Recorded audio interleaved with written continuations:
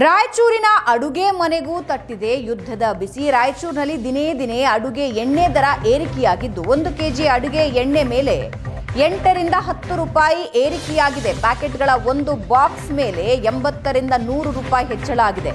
ಎಲ್ಲ ಕಂಪನಿಗಳ ಎಣ್ಣೆ ದರ ಏರಿಕೆಯಾಗಿದ್ದು ಗ್ರಾಹಕರು ಕಂಗಾಲಾಗಿದ್ದಾರೆ. ಒಂದು ವೇಳೆ ಯುದ್ಧ ಹೀಗೆ ಮುಂದುವರೆದರೆ ಎಣ್ಣೆ ದರ ಇನ್ನೂ ಹೆಚ್ಚಾಗೋ ಸಾಧ್ಯತೆ ಇದೆ.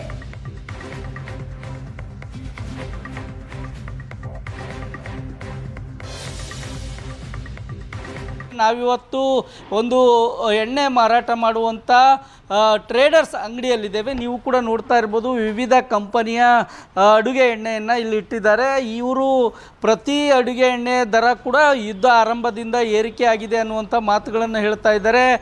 1 ಲೀಟರ್ ಎಣ್ಣೆ ಮೇಲೆ ಕನಿಷ್ಠ ಅಂದರೂ ಕೂಡ 1 ಲೀಟರ್ಗೆ 10 ರಿಂದ 8 ರೂಪಾಯಿವರೆಗೂ ಏರಿಕೆ ಆಗಿದೆ. ಒಂದೊಂದು ಬ್ರ್ಯಾಂಡ್ ಮೇಲೆ ಒಂದೊಂದು ದರ ನಿಗದಿಯಾಗಿದೆ ಅಂತ ಹೇಳ್ತಾ ಇದ್ದಾರೆ.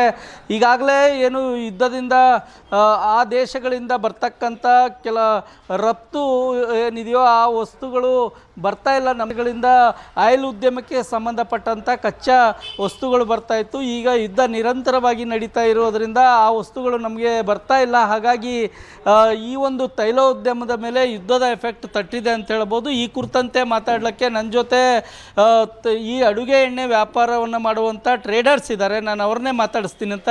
ಸರ್, ಈಗ ಅಡುಗೆ ಎಣ್ಣೆ ಬೆಲೆ ದಿನದಿಂದ ದಿನಕ್ಕೆ ಗಗನಕ್ಕೇರ್ತಾ ಇದೆ. ಯುದ್ಧ ಆರಂಭದಿಂದ ಏನೇನು ಜಂಪ್ ಆಗಿದೆ, ಯಾವ್ಯಾವ ರೇಟ್ಗಳು ಏರಿಕೆ ಆಗಿದೆ ಸರ್? ಈಗ ಆ್ಯಕ್ಚುಲಿ ಸುಮಾರು 15 ದಿನದಿಂದ ಯುದ್ಧ ಚಾಲು ಆದಾಗಲಿಂದ ಈಗಿಂತ ನಾನು ಪಾಮ್ ಆಯಿಲ್ ಬೆಲೆಯಲ್ಲಿ 80 to 100 ರೂಪೀಸ್ ಪರ್ 10 ಲೀಟ್ರ್ ಬಾಕ್ಸಲ್ಲಿ ಹೆಚ್ಚಿಗೆ ಆಗಿದೆ. ಆಮೇಲೆ ಸನ್ಫ್ಲವರ್ ಬಾಕ್ಸಲ್ಲಿ 60 to 80 ರೂಪೀಸ್ ಜಾಸ್ತಿ ಆಗಿದೆ.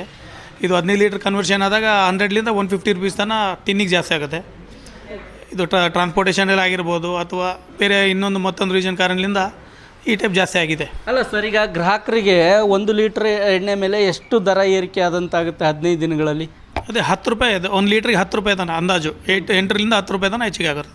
ಸೊ ಈಗ ಯುದ್ಧ ಏನು ನಡೀತಾ ಇದೆಯಲ್ಲ ಸರ್, ಇದರಿಂದ ಈಗೇನು ತೈಲೋದ್ಯಮದ ಮೇಲೆ ಮತ್ತು ನಿಮ್ಮ ಟ್ರೇಡರ್ಸ್ಗಳ ಮೇಲೆ ಯಾವ ರೀತಿ ಎಫೆಕ್ಟ್ ಆಗ್ತಾ ಇದೆ? ಟ್ರಾನ್ಸ್ಪೋರ್ಟ್ ಚಾರ್ಜ್ ಹೆಚ್ಚಿಗಾಗಿರ್ಬೋದು, ಈಗ ಪೆಟ್ರೋಲ್ ಡೀಸಲ್ಲು ಕೂಡ ಸಿಗ್ತಾ ಇಲ್ಲ, ಗ್ಯಾಸ್ ಸಿಗ್ತಾ ಇಲ್ಲ ಅನ್ನುವಂಥದ್ದು ಕೂಡ ಇದೆ.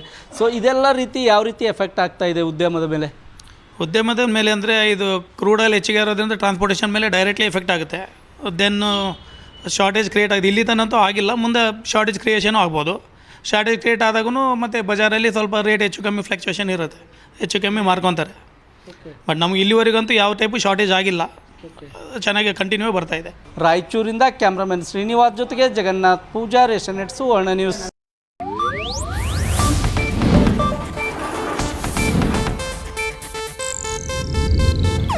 ಇದು ಏಷ್ಯಾನೆಟ್ ನ್ಯೂಸ್ ನೆಟ್ವರ್ಕ್ ಪ್ರಸ್ತುತಿ.